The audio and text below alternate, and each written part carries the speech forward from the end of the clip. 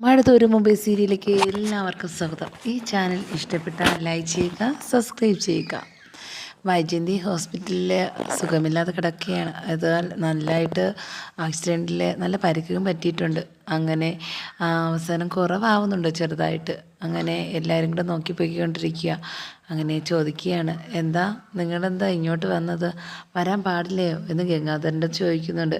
ഗംഗാധരൻ ഇതറിഞ്ഞ് വരുന്നുണ്ട്. എന്നാൽ ബാലചന്ദ്രൻ എല്ലാ കാര്യങ്ങളും പറയുന്നുമുണ്ട്.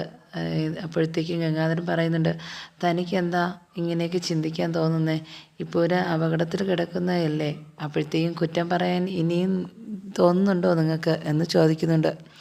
അപ്പോഴത്തേക്കും ബാലചന്ദ്രൻ പറയുന്നുണ്ട്, എനിക്ക് അങ്ങനെയൊന്നും തോന്നില്ലായിരുന്നു, പക്ഷേ എന്നെ ചതിച്ചവരാ, അതുകൊണ്ട് അവരുടെ കുടുംബത്തോടെ എനിക്കിപ്പോൾ ഒരു വെറുപ്പാണ് തോന്നുന്നത്, അത്രയ്ക്ക് മോശമായ രീതിയിൽ എൻ്റെ അടുത്തുള്ള ഇപ്പോഴത്തുള്ളൊരു സംസാരം എന്നും പറയുന്നുണ്ട്. അങ്ങനെ ഹോസ്പിറ്റലിലെ ബില്ലൊക്കെ അടയ്ക്കേണ്ട ഇതായിട്ടുണ്ട്. ബില്ല് വന്നപ്പോഴത്തേക്കും വൈദ്യുതിയുടെ ആങ്ങളമാർ പറയുന്നുണ്ട്, എന്നാൽ ഈ ബില്ലെല്ലാം അടയ്ക്കേണ്ടത് ബാലചന്ദ്രനല്ലേ, ബാലചന്ദ്രനെ അടയ്ക്കട്ടെ. അപ്പോഴത്തേക്കും ഗംഗാധരൻ പറയുന്നുണ്ട്, അതിന് ഇപ്പോഴും 40-45 വർഷമായതല്ലേ ഉള്ളൂ ബാലചന്ദ്രനെ കിട്ടിയിട്ട്, അതുവരെ നിങ്ങളെ പെങ്ങളല്ലേ, നിങ്ങൾക്കും അടയ്ക്കാമല്ലോ ബില്ല് എന്ന് പറയുന്നുണ്ട്. അങ്ങനെ ഒരു ബില്ലിൻ്റെ തർക്കം നടക്കുന്നുണ്ട്. അങ്ങനെ ഗംഗാധരൻ പറയുന്നുണ്ട്, അവർ പറയുന്നതെന്ന് വെച്ചാൽ ബാലചന്ദ്രനാ ബില്ലടയ്ക്കാനെന്ന്.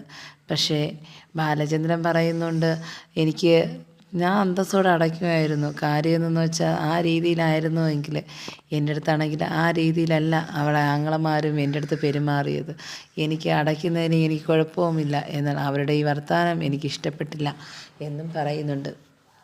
അന്യരെ പോലെ കാണാൻ തുടങ്ങിയല്ലോ എല്ലാവരും, എന്നാൽ നമ്മൾ വേണ്ടപ്പെട്ടവരെന്ന് വിചാരിക്കുന്നവരെല്ലാവരും നമ്മളെ വിട്ട് മറയുമ്പോഴും അതുപോലെ തന്നെ അതെല്ലാം ചിന്താഗതിയാകുമ്പോഴത്തേക്കും നമുക്കുണ്ടാകുന്നൊരു വിഷമം അത് ആരുടെ പറഞ്ഞറിയിക്കാൻ വയ്യ എന്നും പറയുന്നുണ്ട് ബാലചന്ദ്രൻ. ഗംഗാധരൻ ഇതെല്ലാം കേട്ടുകൊണ്ട് നിന്നിട്ട് പറയുന്നുണ്ട്, എന്തായാലും ഇപ്പോൾ ബന്ധുക്കളാണ് ശത്രുക്കളാകുന്ന കാലമാണ്, അതുകൊണ്ട് നമുക്ക് ആരെയും കുറ്റം പറയാൻ പറ്റില്ല. കാര്യം എന്തെന്ന് വെച്ചാൽ വൈജയന്തിയുടെ നല്ലതിന് വേണ്ടിയാണ് ഇപ്പോഴത്തേക്കും നിങ്ങളടുത്ത് ഈ പിണക്കങ്ങൾ കൂടാനും അതുപോലെ തന്നെ അസഭ്യം പറയാനും മടിക്കാത്തത്. അത് അവർ ആ രീതിയിൽ ചിന്തിച്ചതുകൊണ്ടാവും, അതുകൊണ്ട് നമുക്ക് കുറ്റം പറയാൻ പറ്റില്ലല്ലോ, അവർക്ക് സഹോദരിയോടുള്ള സ്നേഹം കൊണ്ടല്ലേ എന്ന് ഗംഗാധരൻ പറയുന്നുണ്ട്. ബാലചന്ദ്രനും പറയുന്നുണ്ട്, അപ്പോൾ എന്തായാലും ഞാൻ അങ്ങനെ വിചാരിക്കാമായിരുന്നു, ഒരു തെറ്റും ചെയ്താത്തവളായിരുന്നുവെങ്കിൽ ഏതോ ഒരാളുടെ പ്രസവിച്ച് അങ്ങനെ ഒരു അനാഥാലയത്തിൽ കൊണ്ടുവിടാൻ മനസ്സ് തോന്നിയില്ലേ ആ കുടുംബത്തിലുള്ള എല്ലാവർക്കും, അപ്പോൾ അതല്ലേ ഏറ്റവും വലിയ തെറ്റ്, അതൊന്നും ഞാൻ ചെയ്തിട്ടില്ലല്ലോ, പിന്നെ എന്തിനാ താൻ ന്യായീകരിക്കുന്നത് എന്ന് ഗംഗാധരൻ്റെ അടുത്ത് ചോദിക്കുന്നുണ്ട്. അപ്പോഴത്തേക്കും ബാലചന്ദ്രൻ പറയുന്നുണ്ടോ, അലീനയുടെ അവസ്ഥ നിങ്ങൾ ചിന്തിച്ചിട്ടുണ്ടോ, അലീന എങ്ങനെയാണ് വീട്ടിൽ വളരുന്നതെന്നോ അതുപോലെ തന്നെ ഇപ്പോഴെങ്ങനെയായിരുന്നു അവളുടെ അടുത്തുള്ള സമീപനമായിരുന്നു എന്ന് ഞങ്ങൾക്ക് മാത്രമേ അറിയായിരുന്നുള്ളൂ. അവൾ ഓഫനേജ് കഴിഞ്ഞ കാലത്ത് നല്ല രീതിയിലായിരുന്നു കാണും, പക്ഷേ വീട്ടിൽ വന്നപ്പോഴത്തേക്കും ശത്രുക്കളെ പോലെയാണ് പെരുമാറിയിരുന്നത്, ഇപ്പോഴും അതുപോലെ തന്നെയാണ് എന്നും പറയുന്നുണ്ട്.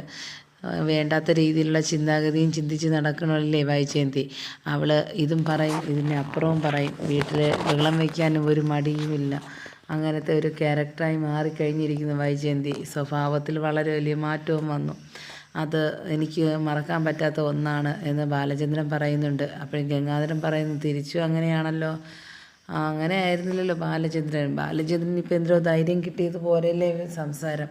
അപ്പോഴത്തേക്ക് എൻ്റെ അടുത്ത് എങ്ങനെയാണോ പെരുമാറുന്നത് ആ രീതിയിലായിരിക്കും ഞാൻ തിരിച്ചും അതുപോലെ ആയിരിക്കും. ഇപ്പോൾ തന്നെ ഞാനില്ലായിരുന്ന സമയത്താണ് അലീനയെ അവിടെ നിന്ന് ചവിട്ടി പുറത്താക്കാൻ നോക്കിയത്, എന്നാലും എല്ലാവരും കൂടി അത് നല്ല രീതിയിൽ ചെയ്യുകയും ചെയ്തു, അവളെ പുറത്താക്കി, അതൊക്കെ അവർക്കല്ലേ ചെയ്യാൻ പറ്റുള്ളൂ എന്നും പറയുന്നുണ്ട് ബാലചന്ദ്രൻ. അങ്ങനെ മനു വരുന്നുണ്ട്, മനുവും പറയുന്നുണ്ട്, എന്നാലും ഇവരൊക്കെ ഇങ്ങനെയുള്ള ഒരു രീതി ആയിപ്പോയല്ലോ, പണ്ട് ഇങ്ങനെ ഒരു ചിന്താഗതി ആർക്കും ഇല്ലായിരുന്നു, ഇത് ആരെയും കൊല്ലാനും മടിക്കില്ല, അങ്ങനെ ആയിപ്പോയി, എന്ത് ചെയ്യാനാ എന്നും പറയുന്നുണ്ട്. എന്നാൽ ഒരു സങ്കടഭാവത്തോടെ ഇരിക്കുകയാണ് ബാലചന്ദ്രൻ. അതുപോലെ തന്നെ വൈജയന്തിക്ക് ഈ അവസ്ഥ വന്നതിൽ എല്ലാവർക്കും പ്രയാസമുണ്ട്, കാരണം താനാണെന്നല്ലോ ഒരു ചിന്താഗതിയും ബാലചന്ദ്രനുണ്ട്, തൻ്റെ അടുത്ത് പിണങ്ങി പോയ പോക്ക, അപ്പോഴാണ് ഈ ആക്സിഡൻ്റ് ഉണ്ടാകുന്നത്. എന്നാലും സുഖമില്ലാത്തൊരു വല്ലാത്ത അവസ്ഥയിലായി ഇപ്പം വൈജയന്തിയുടെ അവസ്ഥ. അങ്ങനെ അമ്മയ്ക്കും അതുപോലെ തന്നെ ഭയങ്കര ഒരു വിഷമ രീതിയിൽ കൂടെ പൊയ്ക്കൊണ്ടിരിക്കുന്നത്. മുത്തശ്ശിയും രാജീവും എല്ലാവരും അതുപോലെ തന്നെയാണ്.